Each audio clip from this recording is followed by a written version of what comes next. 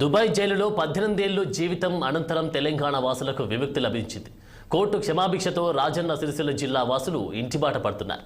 సుదీర్ఘ కారాగార జీవితం అనుభవించి ఇంటికి చేరడంతో వారి ఆనందానికి హద్దులు లేకుండా పోయాయి.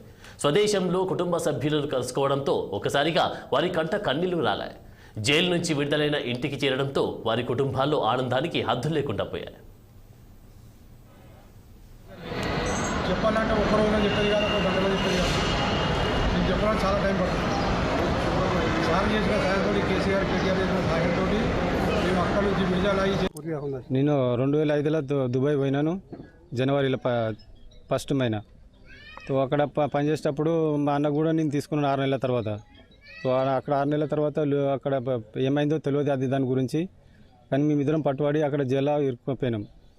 ఆ కేటీఆర్ సార్ తరఫున ఇవన్నీ మాకు జరిగినాయి. ఇదంతా కేసు గురించి, లాయర్ గురించి, అది అనురాధ, నారాయణ స్వామి, భీమారెడ్డి, నాగభూషణం సారు వీళ్ళందరూ కలిసి మాకు సాయం చేసినారు.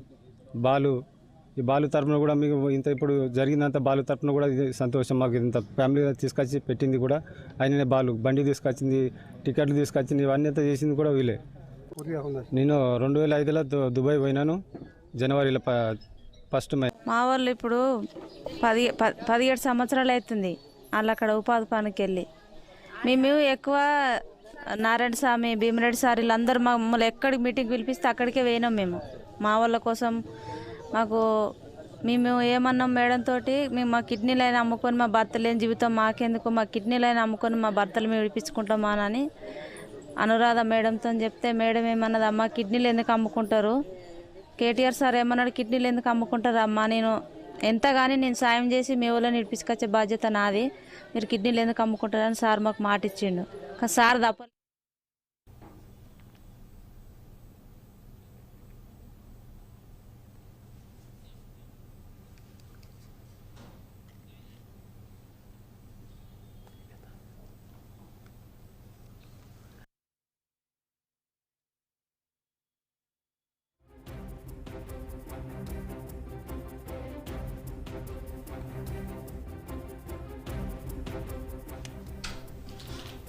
రాజన్న సిరిసిల్ల జిల్లా పెద్దూరు గ్రామానికి చెందిన ఇద్దరు అన్నతమ్ములు మల్లేశం, రవి బతుకు తెరువు కోసం 2005లో దుబాయ్కి వెళ్లారు.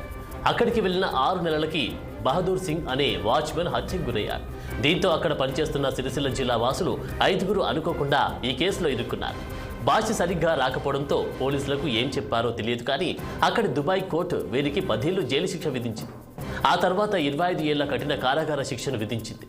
దుబాయ్ చట్టం ప్రకారం హత్యకు గురైన వ్యక్తి కుటుంబ సభ్యులు క్షమాభిక్ష పెడితే విడుదల అయ్యే అవకాశం ఉంది. దీంతో సిరిసిల్ల ఎమ్మెల్యే 2011లో కేటీఆర్ చొరవతో నేపాల్కి వెళ్లి క్షమాభిక్షను ప్రసాదించమని వేడుకున్నారు. కానీ అప్పుడు దుబాయ్ ప్రభుత్వం దీనికి అంగీకరించకపోవడంతో వారి శిక్ష అదే విధంగా కొనసాగుతూ వచ్చింది.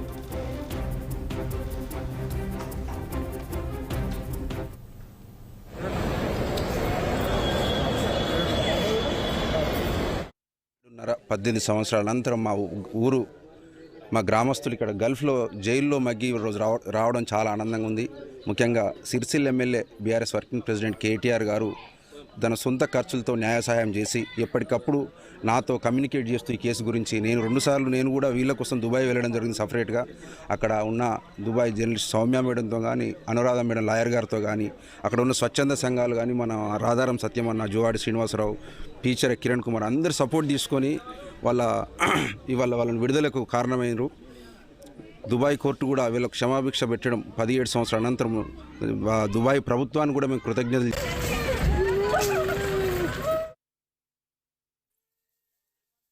బహదూర్ కుటుంబ సభ్యులతో లాయర్ అనురాధ, ఇతర ప్రజాప్రతినిధులు సహకారంతో క్షమాభిక్షపై సంతకాలు చేయించారు.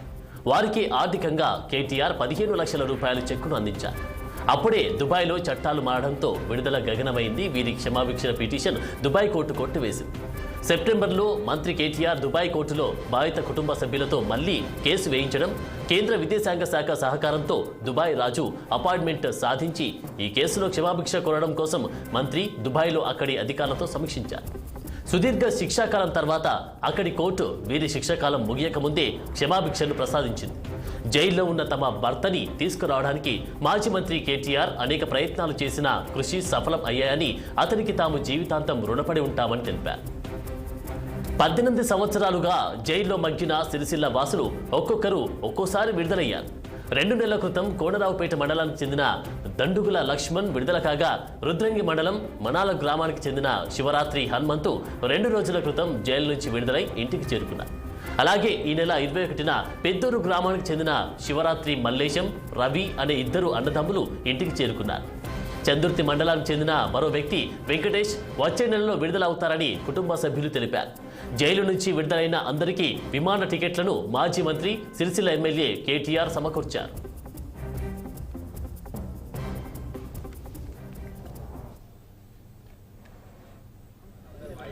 సార్, మీరు చేసిన సహాయంతో అక్కడ దుబాయ్ తోటి అక్కడ మేము విడుదల వచ్చినాం. ఈ కేటీఆర్ సార్ చేసిన సహాయమే మాకు వర్తించింది. అది నేపాల్లో పైసలు కట్టి 15 లక్షల రూపాయలు, అక్కడ దుబాయ్లో 55,000 రూపాయలు వకీలు కట్టి ఆ సార్ దుబాయ్కి వచ్చి మమ్మల్ని 2 సార్లు ఫస్ట్ 2014, 2015 దాకా మమ్మల్ని కలిసి ములాఖాతు పెట్టి అక్కడ మాకు మాట ఇచ్చింది సార్. 2022లో కూడా అలా సిట్టిబాబు సార్ని, శ్రీనివాస్ సార్ని, గుండెల్లి నరసింహని ఇలా పంపించి సార్ అక్కడ కూడా మాకు ములాఖాతులో కలిసే ప్రయత్నం చేసి స్కైప్లో మాట్లాడి మీరు ఏం టెన్షన్ పెట్టుకోకమని చెప్పి మాకు అక్కడ భరోసా ఇచ్చింది కేటీఆర్ సార్ చెప్పింది. అక్కడ కేసీఆర్ సార్కు కేటీఆర్ సార్ నమస్కారం. సార్, మీరు చేసిన సహాయంతో